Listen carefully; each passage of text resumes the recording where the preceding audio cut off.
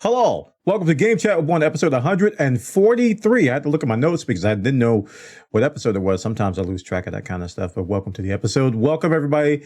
Thank you so much for listening to the podcast. If you don't know what Game Chat with Bwana is, this is what I do every week. We talk about the last 7 days of gaming news, and we try to fill your eardrums with all kinds of gaming nuggets in the gaming news sphere. I'm just making up words at this point because I don't have any kind of script. I'm one of those people that I don't do scripts. I just wing it. Can you tell? Yeah, you can tell. This week, I tried out Age of Water. This is a new MMO published by Gaijin, the guys behind War Thunder.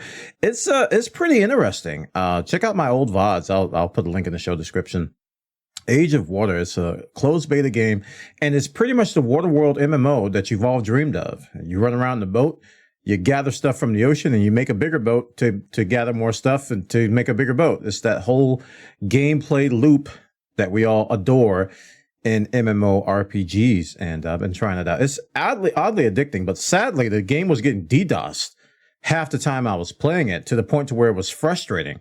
So you get to a point where you're having a lot of fun, you're getting the hang of the game, but then the servers go down for 6 hours at a time. And it took me a little bit of time to even figure out what was going on.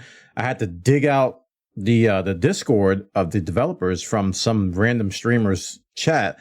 They seem to lack social media presence. So Age of Water, the game is looking good, but it's kind of in shambles right now because of all the attacks. But I think the attacks have slowed down, so I may go back and try it again in a couple days. Also, I've been knee deep in All the Mod 7 to the Sky in Minecraft. Also, I've been playing vanilla Minecraft on our community server. I got bit by the Minecraft bug again. I don't know how it happened, but been playing quite a bit of Minecraft on top of my progression in Final Fantasy 16, all of which I've been streaming on my live stream on YouTube and on kick.com/Bwana. And then every Friday we stream on twitch.tv/Bwana. Speaking of twitch.tv/Bwana, we recently had one of our Friday shenanigans sessions, and I played Raft kind of for the first time. I played it the night before just to get the hang of the mechanics. And we were playing with the mod called, or with a system called Crowd Control. If you haven't heard of it, Crowd Control is a chat interaction suite, which allows chat to basically control your game. For instance, you could be riding on your raft in the game, and chat can say, hey, let's remove that piece of your boat so you'll fall in it. Oh, get attacked by a shark. Oh, here's a bunch of big waves. So we played with Crowd Control with not only with Raft, but we did even Super Mario Brothers. Yeah, that one, the Super Mario Brothers. And also with just vanilla Minecraft. And it was a lot of fun. So we're going to be doing much more of Crowd Control stuff this week as well. But Raft is surprisingly good. I was shocked. I knew it was good. Okay, a lot of people gave it raving reviews. It's been out a while. Everybody says it's good, but I just never played it. And I finally got a chance to play it. It was gifted to me a while ago, and I finally found time to play it. And it's really, really enthralling, really good. I don't know how deep it goes the further you get into the game, but the gameplay loop is very, very time travel-y. What I mean by that is you play, and then all of a sudden it's morning. You know, that's the kind of thing I mean with that. Also in the time traveling news, there's another game out called Halls of Torment. If you've ever played Vampire Survivors, which is another time traveling game where you start playing and next thing you know it's morning. Halls of Torment takes it to a new level. I haven't gotten this game yet, but it is on my Steam wish list. I do want it. It's on sale for $4 during the Steam summer sale. And if you've ever played Vampire Survivors, you know what I'm talking about. It's basically one of those auto games where you just run around and you position yourself and your abilities do all the damage. When this first came out, people were bashing it, saying, oh, the game plays itself. This is just like an ILO game, or blah, blah, blah. 48,000 hours later into the game, they're craving more types of games like that. I think Brotato is another one that just came out. There's a couple other Vampire Survivor clones that have come out. But Halls of Torment is extremely positive rated on Steam right now, and it is doing very, very well. And it's very cheap. It has the art style of like Diablo 2, Diablo 1, Diablo 2. And it seems to be a sort of a different take than Vampire Survivors. I'd like to know. I don't know. I haven't played it yet. I've watched a couple people play it a little bit, but it looks really fun. So we're going to be checking it out definitely in the future. So now let's get to our news. And for our first story, we're going to be talking about AI voice. This is something that is really, really taking off everywhere these days. And when it comes to even live streams and people doing like text to speech and stuff with AI voice and AI voices being incorporated into games. This one has to do with a voice actress by the name of Erika Lindbeck. You may have heard of her. She did a voice in in Persona 5. She protested someone using her voice to sing a song called Welcome to the Internet. So they used a AI version of her voice, an AI cover, that's what they call it, an AI cover of her voice, singing a song called Welcome to the Internet. And she basically says she didn't consent to that. In so many words, I don't have the exact wording of her rebuttal to it, but apparently she was met with a lot of pushback from various individuals on the internet. So much so that she has deleted her Twitter account and Instagram accounts. So this is one of those odd stories where you feel like you're missing something, because she protested somebody using her voice in AI, and she is being perceived as, this is what the story is saying, is that she's being perceived as the aggressor, or as the bully in this case, that she should basically just not say anything about it. And this is a good quote from Naraka. It says, given seeing your voice used against your will is naturally quite a violating experience. Lindwell, as well as other figures in the industry, spoke out against it, asking for the cover to be taken down. And I'm noticing a big wave on Twitter as well. People basically saying, I don't give consent for you to use my voice for any type of AI stuff. Now, this is related to games, because these are AI voices of game voice actors. So I think what's happening is that a lot of people identify with the voices of their favorite games, and they're trying to use some AI stuff to recreate some stuff, which on the surface kind of seems harmless. I'm not gonna say pointless, but kind of harmless. But you got to understand how it feels to be that person, that you're actually taking their likeness and making it do whatever you will. Now, this could be used for harmless things such as singing a song, or it can go even further to even violating things that are not very good for your image, or just for anybody to see. It's really bad. It's getting worse, actually. This article says AI discussions have become a central part of discourse in nearly every creative industry on the business side. Sites like Jezebel and Gizmodo are dealing with corporate interests to see as a tool to way to cheap out on paying for writers. Wow. This extends to the Writers Guild of America, who have regulated the use of AI among the terms of their ongoing strike, while huge companies like Disney use technology for shows like Secret Invasion. On the fan side, there's also a case of bodily autonomy and says they don't want, I don't know, I think it says if an actress says they don't like what you're doing with their work, that boundary needs to be respected, especially when it comes to something as personal as a voice. The harassment Lindbeck faces also shines an ugly light on the nature of AI advocates. Despite being fans enough to want to use Lindbeck's voice, there's an alarming lack of respect when she uses it herself to tell them to stop. So this is a weird story. It's actually kind of odd that anyone would not, like, I don't know, maybe I have too much common sense, but it's like, if someone tells you not to use their voice for something, you kind of should do that. I don't know what makes you think you have the right to replicate somebody's voice using AI to sing something. This is not like an impersonation. This is not like satire. This is a little bit further than that. And I think that's why it's kind of a Wild West right now, because we really don't have anything to cover this. I don't think exactly. Like they were talking about the Writers Guild and some other things with writers and stuff. When it comes to AI replication, it's so close to the original. This is not like somebody impersonating you. This is almost one-to-one. It can easily be mistaken for you, and is digitally created. I said this, I think I'm saying this every podcast or a video I talk about AI. We're going too fast with AI. Need to slow down. Some things need to catch up. Society is not ready for this type of technology to just be put into everyone's hands. I'm not saying society is not ready for it in general, but we're giving this technology to everybody, and people don't know how to handle it. And the repercussions are going to be a little bit crazy when people start to act on their own because the laws aren't protecting them. In this case, Erica Lindbeck was forced off of social media. Surprise. Because she said, don't use my voice in your song.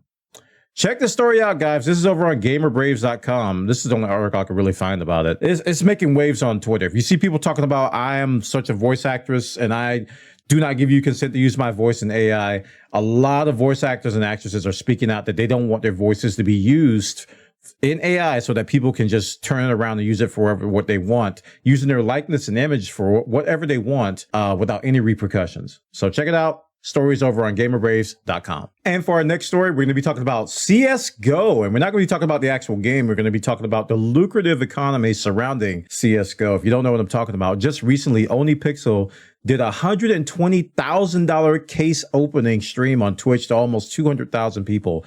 just opening CSGO cases for potential super guns and super knives that are worth a lot of money. They don't do any good in the game. They just look a certain way. And they're worth thousands of dollars. Just to give you some indication, he opened 2 cases that were worth $20,000 each. $20,000 for just a case for a chance to get something. And then he opened the cases, and spoiler alert, he ain't getting nothing out of it. This story is talking about a ban wave on Valve that results in almost 1.5 million pounds worth of in-game items being made worthless. And this is coming by way of a cryptocurrency possible scandal. So around 40 accounts, according to this article, were banned by Valve, removing that 1.5 million pounds worth of in-game items. According to Dexerto, CSGO Empire shared a document containing a list of CSGO traders it claimed were illegally laundering millions of dollars worth of crypto through a rival site, CSGORoll. Now, these are all accusations, nothing that's been proven, but it looks like Valve is just taking initiative to ban all of these people from Steam. And this is crazy. So the owner of CSGORoll has come out with a response. He says, I own a gamified skins trading platform, and by law, this is not classified as a casino in our largest markets because we do not offer cash withdrawals. Contracted skin suppliers are not allowed to play games on the platform. Thus, we can legally pay them crypto for their skins to always ensure that we have a liquid marketplace. This was all checked by lawyers years ago, and we keep ourselves up to date on modern regulations to always make sure that we are compliant with the law. Now, that sounds pretty legit, right? That does sound pretty legit, but Valve doesn't care. Valve doesn't care. Valve hasn't shared an official comment on the matter, though obviously it looks like the bans and accusations could be linked, and this is something that is making waves. As noted by Jake Lucky on Twitter, a number of players are now selling their in-game assets, obviously in a panicked response out of concern of also being banned. So this one's going to be one to watch, man, because they're being accused of money laundering. And when it comes to crypto, a lot of people seem to be choosing that as a money laundering technique nowadays because it's not really closely regulated like a lot of other things are. That doesn't mean if you have crypto, you're money laundering, but it is a target for it. So I imagine some federal agencies and some other things might be getting involved soon. Maybe some other financial agencies may be getting involved. But Valve has already taken initiative to ban these guys, which just removes 1.5 million pounds. This is almost $1.9 million worth of items from the economy of CSGO. Now, I'd be really interested to see what exactly the economy is in CSGO. I imagine it's in the billions, in the multiple billions worth of in-game skins. Let that sink in. Billions of dollars of in-game skins circulating to players of a game that's probably, what, almost 10 years old now? Counter-Strike 2 is going to be coming out soon, but CSGO is pretty old. And you think about games like TF2 and other Valve-based games that have all these skins, Dota, that have these really valuable skins. But CSGO, Counter-Strike is the leader in this world. As you saw, a $120,000 case opening by OnlyPixel, which he basically got nothing out of. It's crazy. It's crazy. Check the story out over on VG247. They got the story over there. And I gotta say, man, this stuff is just amazing. It's amazing to watch. And I'm really curious about how the regulations are going to be updated coming up, because, you know, this, if you look at what people do on these CSGO skin websites, it looks very similar to gambling. It really does. There's very little difference between what you see on these sites and what you see on sites like Stake and other gambling websites out there.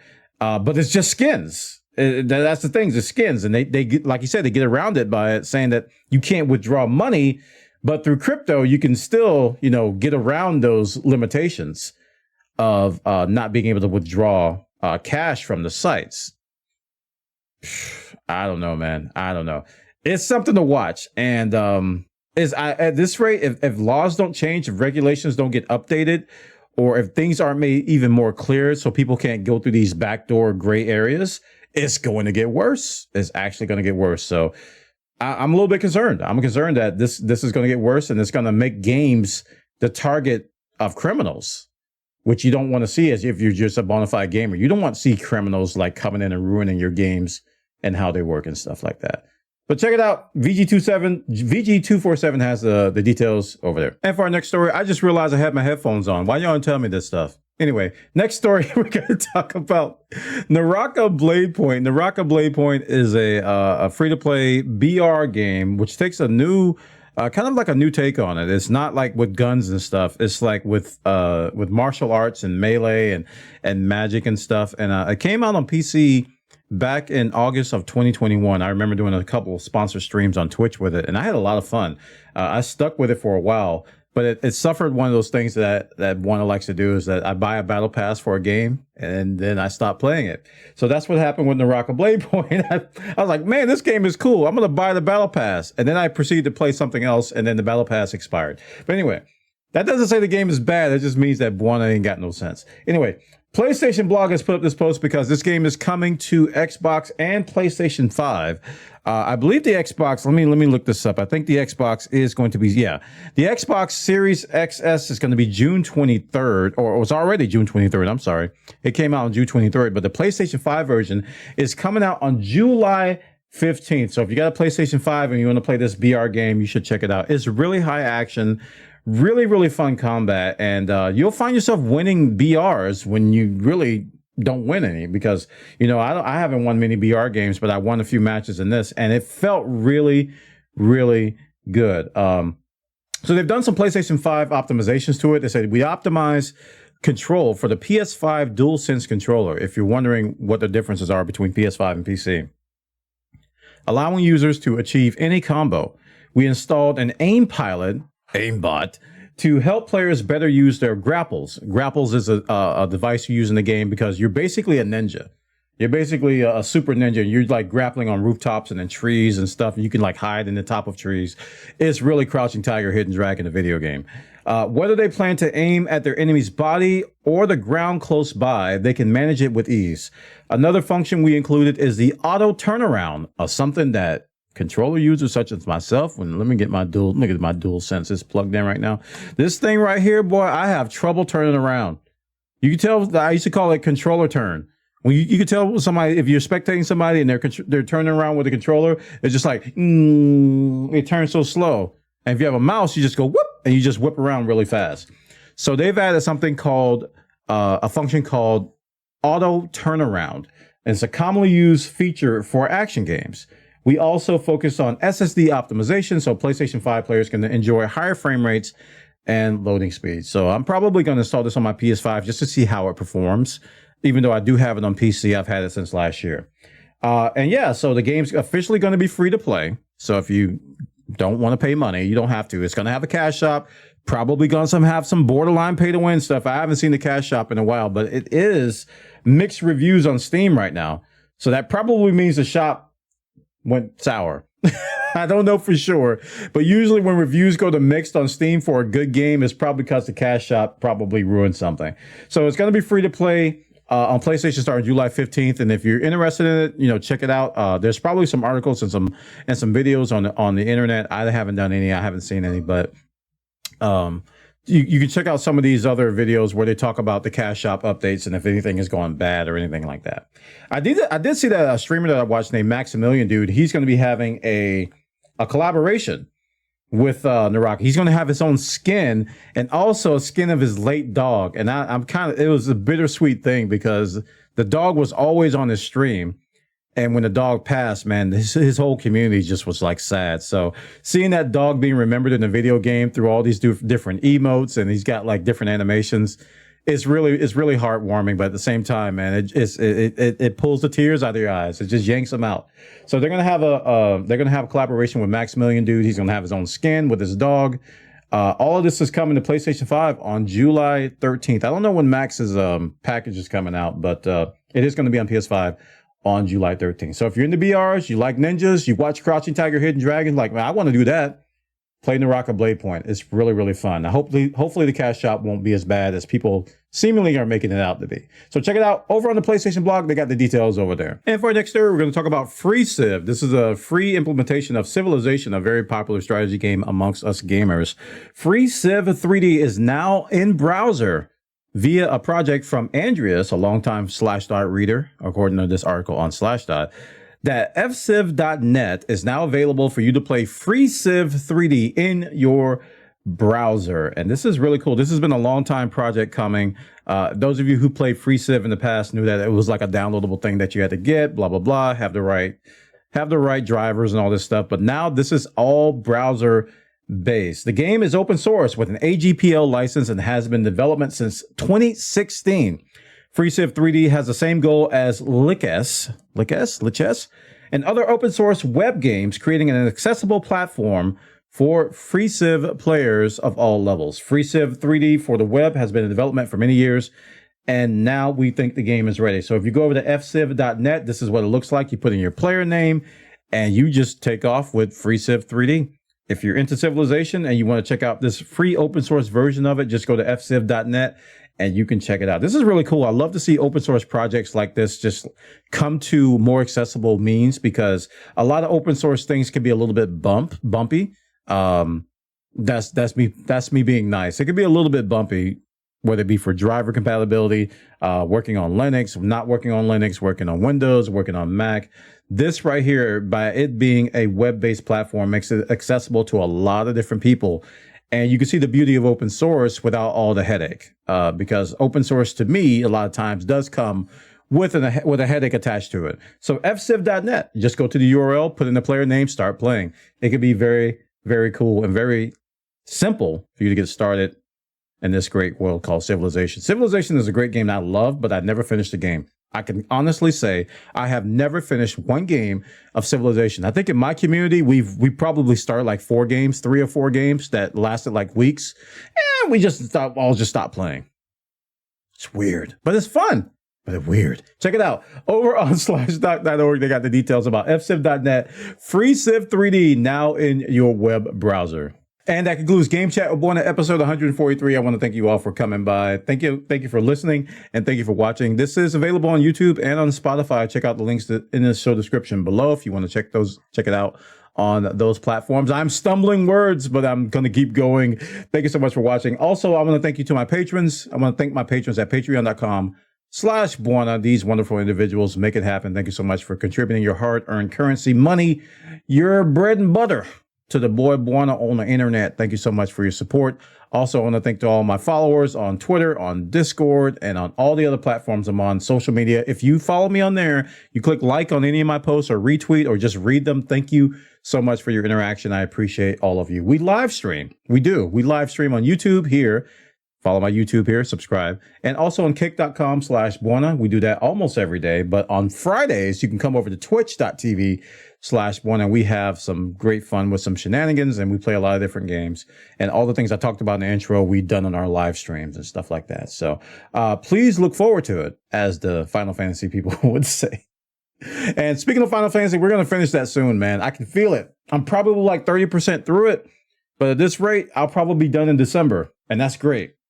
That's good. That's good news. Good news. With games like Halls of Torment coming out, that's not going to slow me down at all. Nah, it's going to be good. Join our Discord. We just overhauled it. Discord got an overhaul. We're making it prettier and livelier and easier and new user friendlier than before. Come on by. That's where we talk about everything in our community. That's where we can congregate, and that's where we shenanigate. Yes, I made that word up. Check it out. Discord.gg/Bwana. This is Game Chat 1, episode 143. Thank you so much for watching, listening, and I'll see you next time. Bye-bye.